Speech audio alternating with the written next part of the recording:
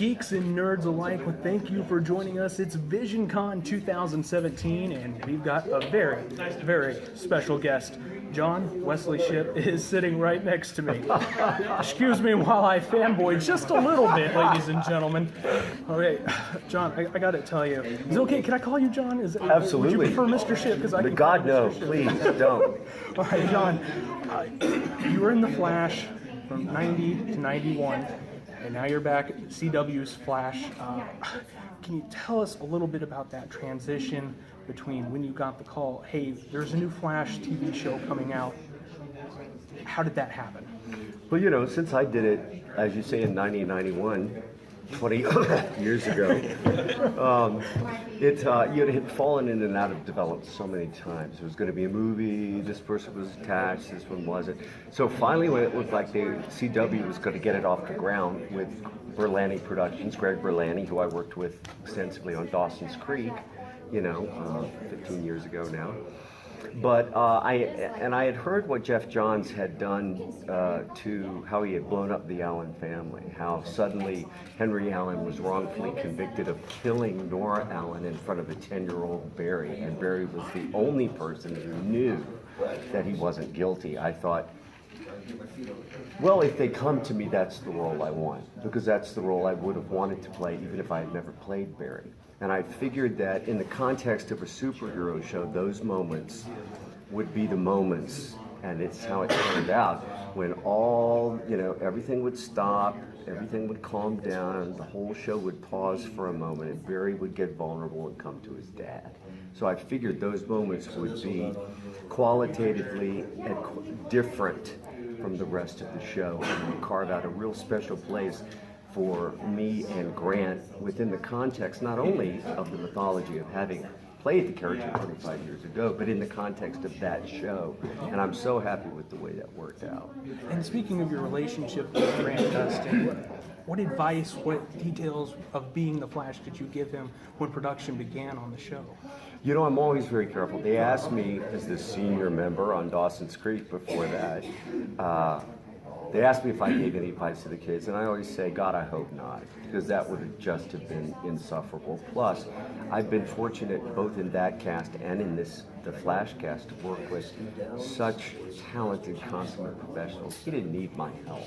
The only thing he needed was what I was only too happy to give and help provide, because I felt it sincerely, was I just tried in all of our scenes to mirror back to him how good he did. And he said in San Diego something I had said to him early on that I actually forgot I had said. Now, we were sitting and he was expressing an insecurity or a hope or a dream or something, or had a question about something. I said, just know, Grant, that you were cast for the right reasons, and trust yourself. That's the best I have to offer. Now, with your character transferring, I guess, from Henry Allen to now Jay Garrick, what was that like for you? I mean, crazy. I never saw that coming.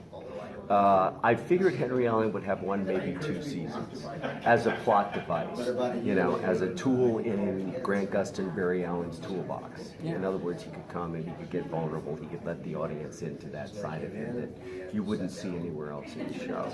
Once he assumed his full powers and his father was sprung from prison, I figured that was the shelf life of the character. So I went to the end of season 2 expecting that was drawing to an end. I go to a costume fitting, and I'm trying on what looks like a old Iron Heights suit, but I'm thinking, okay, I'm already out of prison, so not sure what this is all about, and it's shredded. So I'm like, is this some kind of dream, nightmare, flashback? And then Kate, the costume designer, she said, of course, you'll be fitted for the Iron Mask by the prop department. I'm going, the what?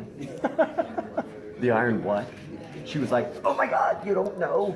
Oh, you didn't hear it from me, you didn't hear it from me. I could tell this because we really are like a family, from Andrew and Greg and Kate, everybody, the actors, and we tell stories on each other. But And then I was sitting with Jesse Martin and Grant Gustin, and they were like, "Did you hear what you're going to be doing next season? At the end of this season?" I said, "Yeah, I'm the Man in the Iron Mask. Who knew?" And they're like, "Yeah, that's all you know?" I'm like, "There's more." And they said, "You're the real Jay Garrick, man." I said, "Stop. No way." They said, "Yeah." And so I called Greg Berlanti. We had a long conversation. And he spun out the story to me, and I told him, I said, "Greg, you continue to amaze me.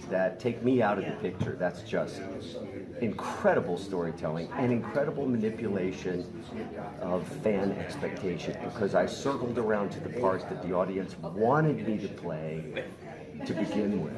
And also, having grounded myself in Henry Allen, I feel not quite so uncomfortable circling back around at my age and putting on a superhero suit and having some fun. I got to share this fun fact. Our Nerd Informants audience doesn't even know this, but I'm sorry if this makes you feel a little bit older than you'd like to feel, but on March 30th, 1991 was the episode with you and Mark Hamill as the trickster. That's the day I was born. Was it really? It was. So I've always felt quite a connection to that particular episode. That'll make Grant Gustin feel old, because he was born in January before you were. Yeah. Really? That's right. That's right. But what I want to know is, what was it like getting together again with Mark Hamill for the episode you guys were in recently? Beyond wonderful.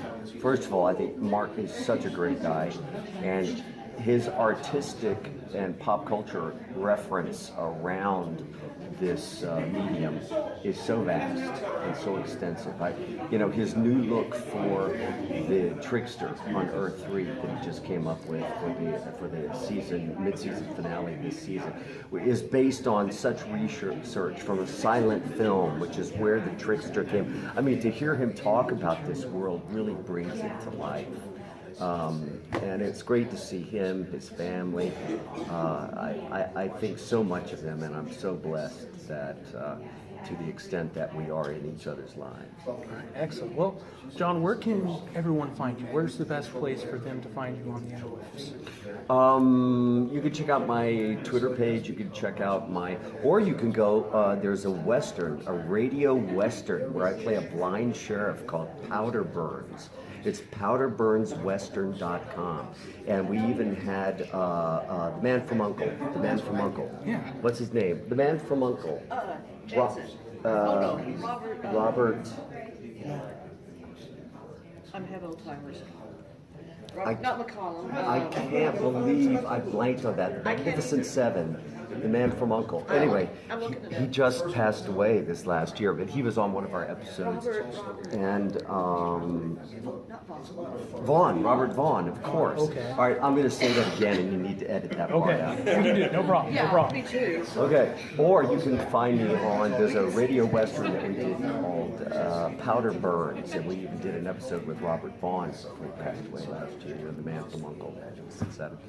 And it's very atmospheric, and it's produced and directed by David Gregory, who played one of my sons on One Life to Live back in 2000. Oh, wow. Okay. So check that out. All right, awesome. Well, John Wesley Shipp, thank you so much for taking a moment with us here at Nerd Informants. We really appreciate it. And thank you so much for coming to Branson. Thank It's you, fantastic sir. to have you. Thank you.